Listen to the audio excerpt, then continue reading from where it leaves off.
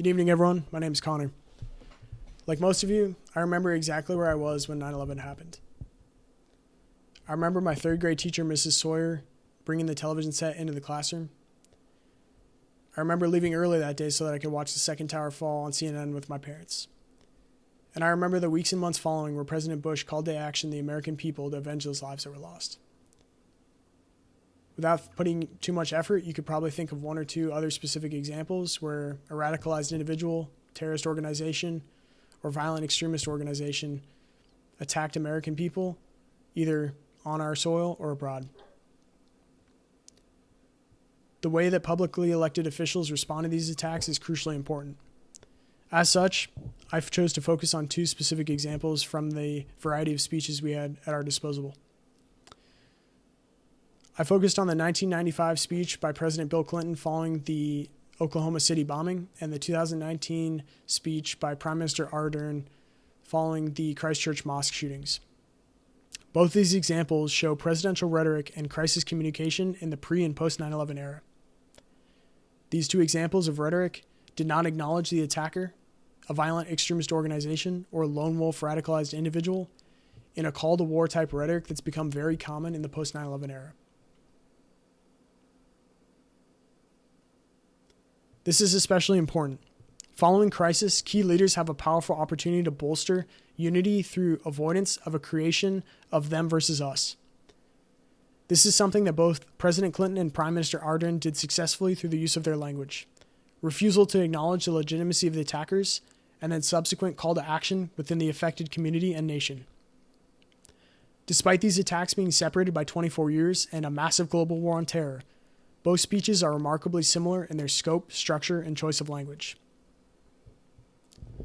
While the ultimate goal of countering domestic terrorism is to properly identify threats and mitigate violent extremist actions prior to them coming to fruition, these speeches are two prime examples of the rhetoric of renewal and its value in tearing power and notoriety away from violent extremist organizations and individuals.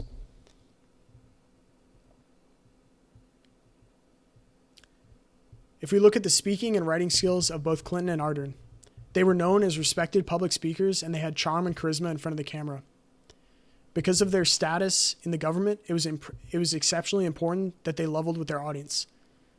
As such, both of these speeches began with the leaders leveling and targeting the affected audience. Clinton used the word we and his explanation that he was a neighbor to those affected. Prime Minister Ardern used the Maori language and Assalamu alaikum to directly look at those most closely affected by the attacks. Prime Minister Ardern was successful in her use of leveling with the audience by saying, these were stories of those who were born here, grew up here, or who had made New Zealand their home. She understood that most of the victims of the Christchurch shooting were not native to New Zealand. President Clinton used language that drew focus on the American family and religion so that people could understand who were not directly involved the victim's pain.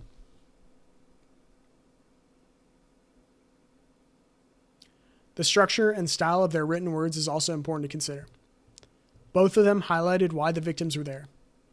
Clinton by stating, continue to do all things left undone so they did not die in vain. Ardern by saying, speak of the stories of bravery and why the victims were here.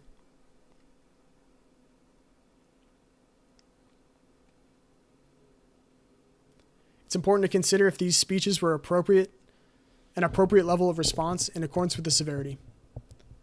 I believe they were. Both of these provided a call to action to the populace of the countries without directly addressing the attacker. This was something that was ahead of its time for Clinton in 1995 prior to 9/11 and is something that should be modeled that Prime Minister Ardern did in 2019. Prime Minister Ardern stated, is this the place we want to be? And violence and extremism are not welcome here. She refused to address the attackers and why they had chosen to attack. President Clinton used lines such as, you have not lost America for as many tomorrows as it takes. Both of these speeches showed an example where a leader called the people to unify following a horrific event. They leveled with the audience successfully and called those affected into action, as well as the nation as a whole. However, it's important to note that they were successful in not giving notoriety to the attackers. The importance of conducting ourselves in a manner such as Prime Minister Ardern in a modern age, where radicalized individuals seeking notoriety can latch on to grieving of the nation and a narrative and draw out further sympathizers is especially important. Thank you.